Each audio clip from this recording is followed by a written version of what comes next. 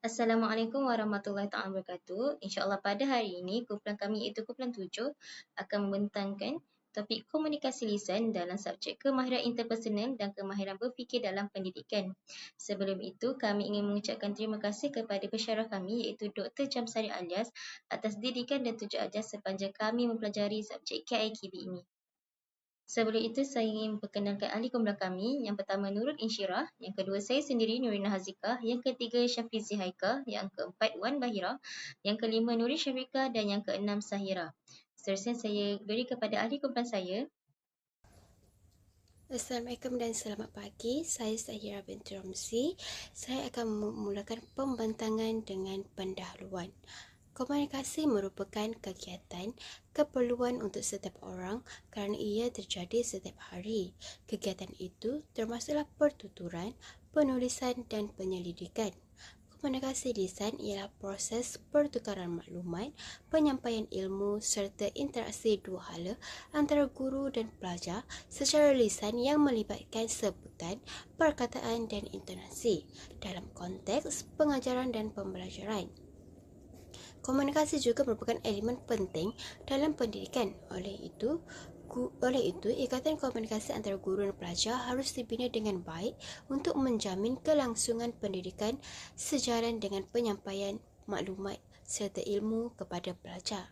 Jadi, guru perlu menguasai kemahiran komunikasi yang berkesan bagi memudahkan guru menyampaikan maklumat kepada pelajar dengan lancar dalam aktiviti pengajaran dan pembelajaran. Selain itu, komunikasi juga merupakan antara elemen penting dalam pembelajaran abad ke-21 melalui interaksi antara guru dengan pelajar, pelajar dengan pelajar, pelajar dengan bahan secara lisan atau bukan lisan untuk menyampaikan ilmu yang pelajar faham serta berkongsi pengetahuan sesama mereka. Seterusnya ialah objektif kajian. Terdapat dua objektif kajian iaitu mengenal pasti kepentingan komunikasi lisan dalam pengajaran dan pembelajaran. Dan yang kedua, menganalisis isu dan cabaran komunikasi lisan dalam pendidikan. Saya Wan Bahira binti Wan Zid. Saya akan teruskan dengan kajian literature. Kajian-kajian lepas mengenai komunikasi lisan sangat luas dan merangkumi pelbagai disiplin ilmu daripada bidang pendidikan, psikologi hinggalah kepada pengurusan korporat. Kajian lepas menyatakan bahawa komunikasi merupakan elemen fundamental dalam ekosistem pendidikan yang berfungsi sebagai medium penyampaian maklumat, pembinaan hubungan sosial dan pemindahan ilmu pengetahuan. Di peringkat institusi, keberkesanan komunikasi bukan sahaja menentukan kelancaran pengurusan organisasi sekolah, malah menjadi kayu ukur utama kepada kebolehpasaran serta kesediaan graduan untuk melangkah ke dunia kerjaya yang kompetitif. Secara umumnya, sorotan kajian menganalisis komponen komunikasi dalam pendidikan dengan memfokuskan kepada tiga domain utama: komunikasi lisan, verbal, komunikasi bukan lisan, non-verbal, dan komunikasi bertulis. Melalui analisis analitikal terhadap literatur semasa, wujud satu jaringan kesepakatan akademik serta beberapa jurang dapatan yang menarik untuk dibahas, khususnya melibatkan faktor demografi, kekangan linguistik dan impak pragmatik dalam wacana pendidikan. Berdasarkan tinjauan terhadap kajian-kajian terkini, satu tema utama yang konsisten mendasari literatur adalah kepentingan kritikal komunikasi sebagai pelengkap kepada kemahiran teknikal, iaitu kemahiran insaniah demi kebolehpasaran dan kepuasan kerja.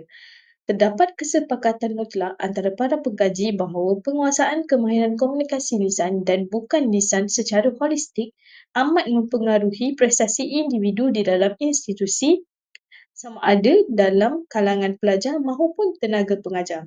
Sebagai contoh, Muhammad Azizi Samsudin dan Alias Masih 2025 menegaskan bahawa kegagalan menguasai komunikasi yang berkesan merupakan faktor penghalang utama yang menyebabkan graduan latihan kemahiran TVET sukar mendapat tempat di industri, walaupun mereka memiliki kecakapan teknikal yang cemerlang. Pandangan ini disokong secara konseptual oleh Dita Puspitasari dan Bayu Putra Danaya 2022 yang menyatakan bahawa keupayaan komunikasi yang mapan merupakan faktor penunjang produktiviti organisasi. Dalam konteks profesionalisme keguruan pula, Rasmiyatun 2001 bersetuju bahawa keberkesanan komunikasi internet di persekitaran sekolah secara langsung meningkatkan kepuasan kerja guru serta meminimalkan jurang interaksi antara pengajar dan pelajar. Selain itu, persamaan lain yang ketara adalah penekanan terhadap kesantunan, kejelasan maklumat dan penggunaan kod bahasa yang tepat dalam memastikan hasrat penutur difahami sepenuhnya oleh pendengar. Zanariah Ibrahim et al. 2022 menjelaskan bahawa guru di bilik darjah kerap menggunakan lakuan bahasa berbentuk direktif iaitu arahan, konstatif pengumuman, permisif perjanjian dan penghargaan untuk memastikan kandungan pengajaran disampaikan secara berkesan. Kesepakatan ini selari dengan Hujah Mona 2019 dan Ermanto 2015 yang menekankan kepentingan pemilihan kosakata yang baku dan mudah difahami dalam situasi formal bagi mengekalkan integriti dan mengelakkan kekaburan maksud. Terdapat beberapa dapatan penting mengenai bagaimana faktor demografi seperti jantina dan lokasi mempengaruhi komunikasi lisan dan bukan lisan. Yang pertama, faktor jantina. Kajian menunjukkan bahawa jantina tidak mempengaruhi kecekapan komunikasi secara mutlak, melainkan bersandarkan kepada aspek psikologi seperti tahap kebimbingan dalam khalayak ramai dan nilai budaya yang diamalkan. Yang kedua, faktor lokasi. Bagi aspek komunikasi lisan, tiada perbezaan signifikan dikesan antara pelajar bandar dan luar bandar. Bagaimanapun, bagi aspek komunikasi bukan lisan, bahasa tubuh, ekspresi wajah, kontak mata, pelajar bandar menunjukkan tahap penguasaan yang jauh lebih menonjol berbanding pelajar dari luar bandar.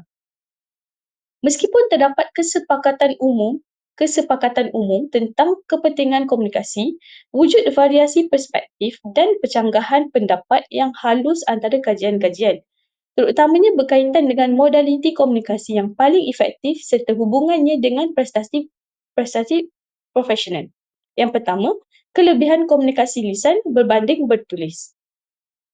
Perspektif pengurusan organisasi secara amnya meletakkan komunikasi lisan tatap muka dan bahasa tubuh bukan lisan sebagai medium yang paling kritikal dalam membina kepercayaan empati berbanding teks bertulis. Kerana teks bertulis tanpa elemen vokalik terdedah kepada isu salah faham persepsi dan manipulasi data. Yang kedua, faktor hubungan signifikan komunikasi terhadap kinerja. Keberkesanan komunikasi dalam organisasi seringkali memerlukan intervensi pemboleh ubah luaran seperti penglibatan aktif engagement individu, kepimpinan bermotivasi serta penyediaan persekitaran kerja yang fizikalnya kondusif bagi menterjemahkan komunikasi yang baik kepada prestasi yang tinggi. Seterusnya, kepentingan komunikasi lisan dalam sektor profesional dan pendidikan. Yang pertama adalah kebolehpasaran graduan. Majikan dalam era industri 4.0 dan 5.0 meletakkan kemahiran komunikasi lisan sebagai kriteria yang paling kritikal semasa temuduga.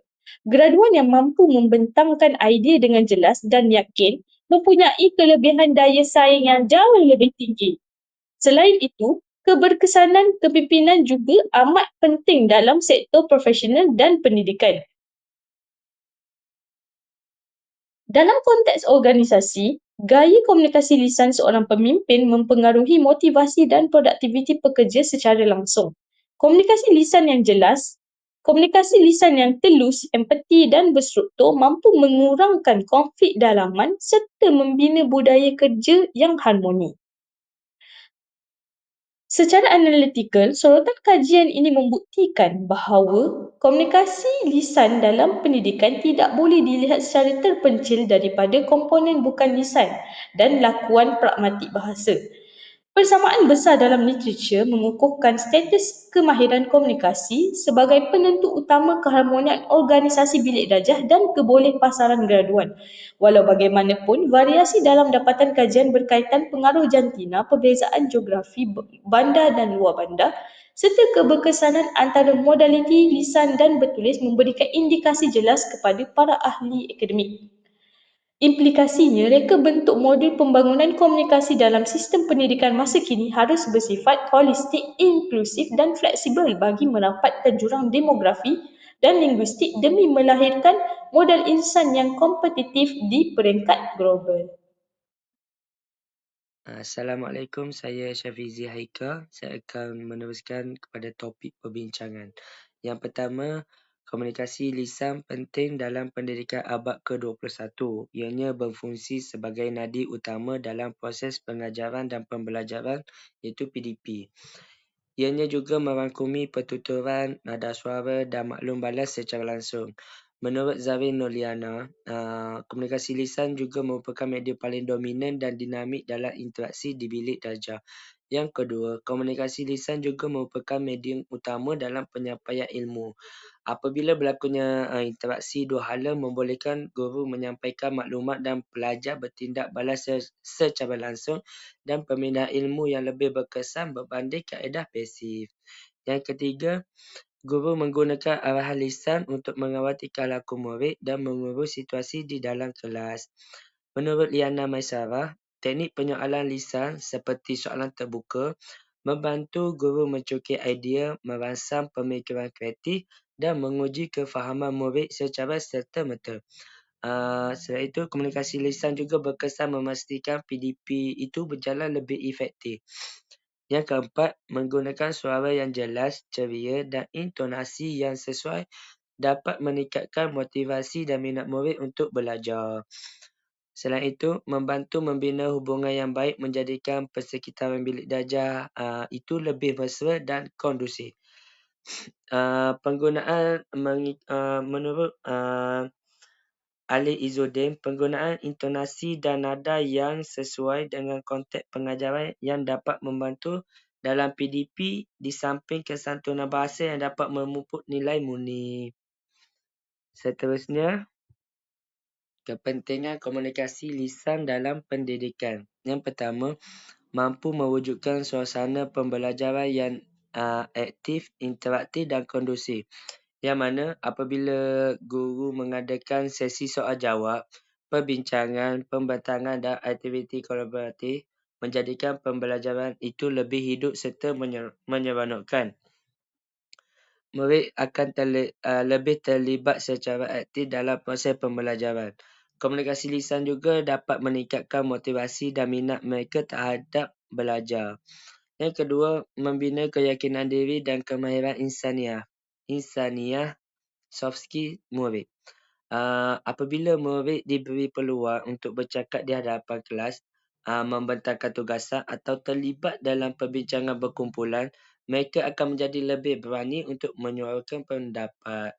Yang ketiga, membantu dalam pembinaan, pemahaman, konsep dan perkembangan kognitif murid. Iaitu interaksi dua hala antara guru dan murid menjadikan proses pengajaran menjadi lebih bermakna. Dan guru juga dapat mengenal pasti tahap kefahaman murid secara langsung. Itu saja daripada saya. Seterusnya saya akan serahkan kepada pembetul seterusnya. Seterusnya, saya akan sambung berkenaan pelaksanaan komunikasi lisan dalam pendidikan. Saya Nurina Hazika binti Makmur, P157543. Jadi, semua sedia maklum bahawa komunikasi lisan dalam pendidikan merupakan tonggak utama untuk menjayakan PAK 21 pada masa kini. Oleh itu, pelaksanaan komunikasi lisan dalam pendidikan memerlukan pelaksanaan strategik, sistematik dan teliti oleh guru itu sendiri. Jadi antara teknik yang boleh digunakan ialah yang pertama, teknik penyoalan Sokratik ataupun Socratic questioning. Teknik ini merupakan pemangkin pemikiran kritis yang mana ia merubah peranan guru tu daripada menjadi penyampai maklumat kepada fasilitator pemikiran. Bermaksud guru menjadi pembimbing kepada murid itu sendiri. Ia berlaku secara bermakna apabila guru menggunakan siri soalan berpandu untuk mencabar andaian, menggali hujah dan mendorong murid untuk meneroka konsep dengan lebih mendalam. Secara tak langsung, teknik ini menyokong aspirasi kebat ataupun kemahiran berfikir atas tinggi kerana murid bukan hanya menghafal semata-mata tapi mereka perlu berfikir, perlu menganalisis situasi berdasarkan soalan yang diberikan oleh guru itu sendiri. Okey, yang kedua iaitu aktiviti pembelajaran kolaboratif PAK21. Aktiviti ini menyediakan platform sosial yang inklusif untuk pelaksanaan komunikasi lisan. Jadi melalui struktur think, pair, share atau gallery walk, komunikasi lisan ini tidak bersifat hanya berpusatkan guru, namun ia juga berpusat kepada murid ke murid ataupun peer-to-peer interaction. Secara tak langsung, strategi ini juga memberi peluang equity ataupun sama rata kepada semua aras murid, tidak kira murid itu lemah, sederhana ataupun cerdik, untuk mereka bersuara dalam kumpulan yang lebih kecil sebelum membentangkannya secara terbuka.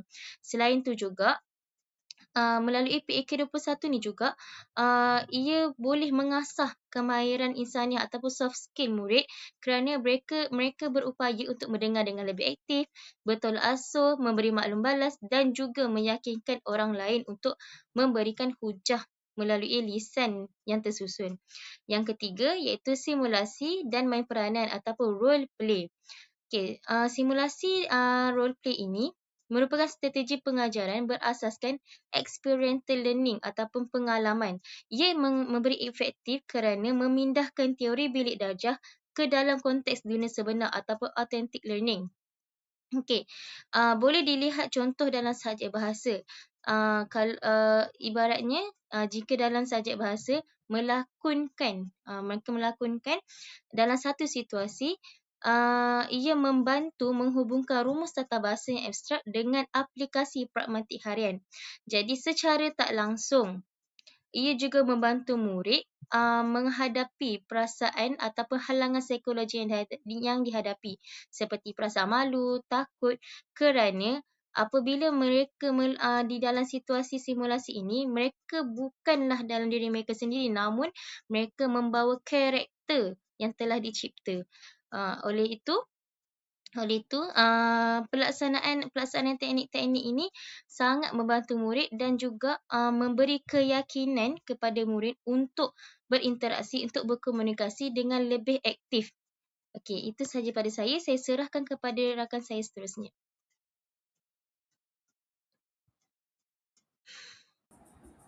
Baiklah, Assalamualaikum. Saya Nurul Insyirah. Seterusnya saya akan menerangkan tentang isu dan cabaran yang mempengaruhi keberkesanan komunikasi lisan dalam bilik darjah. Yang pertama adalah faktor bahasa. Perbezaan latar belakang bahasa dalam kalangan murid menyebabkan tahap penguasaan bahasa mereka tidak setara ataupun tidak seragam.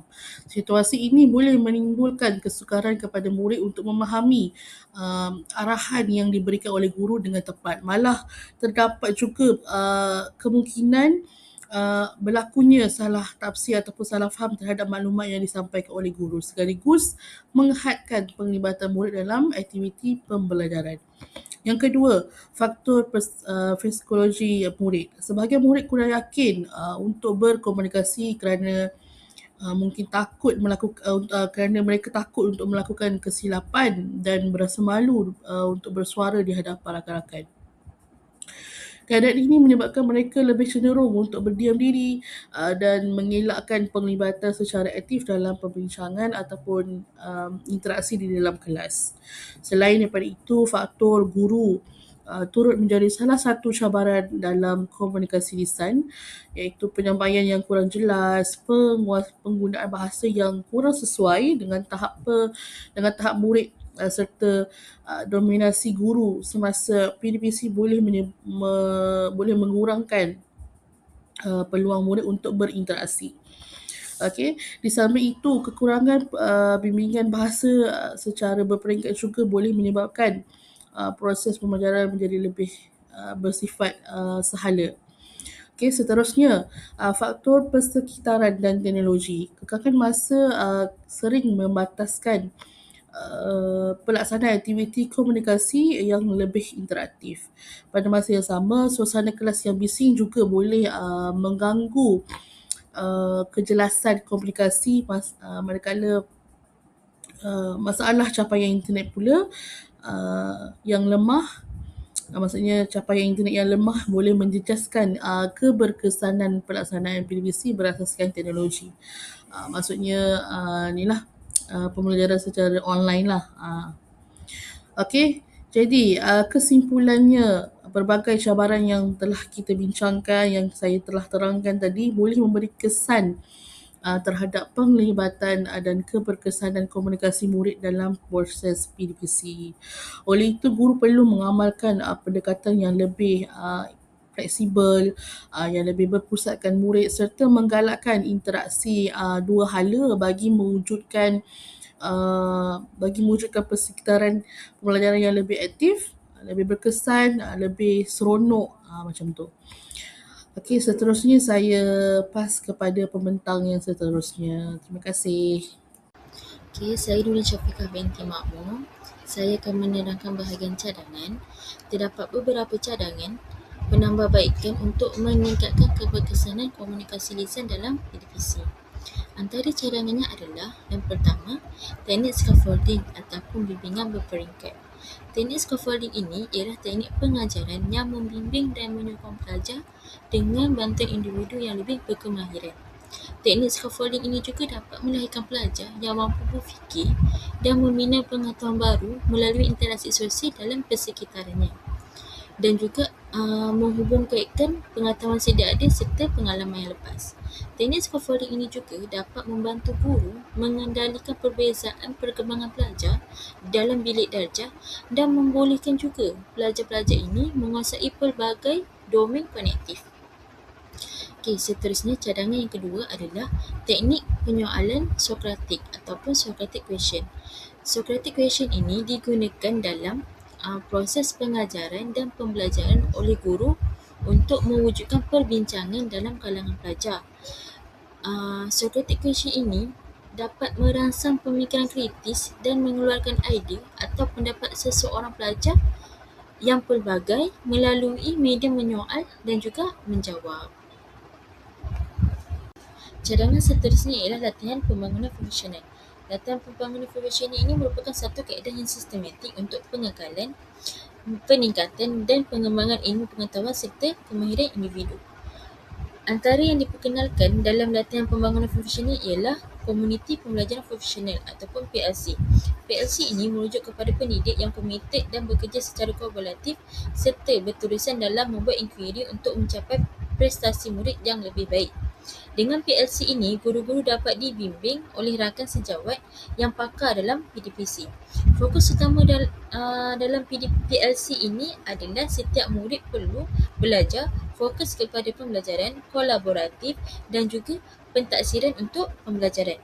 Cadangan yang terakhir adalah meningkatkan sumber pembelajaran digital, iaitu menyediakan sumber digital yang berkualiti kepada pelajar-pelajar. Sumber pembelajaran digital sangat berguna kepada guru dan pelajar dalam meningkatkan pencapaian dan pembelajaran. Pihak yang bertanggungjawab perlu memperkasakan Pusat Kegiatan Guru ataupun PKG serta SSTP untuk mewujudkan akses kepada teknologi dan sumber digital di dalam kelas untuk keberkesanan PDPC.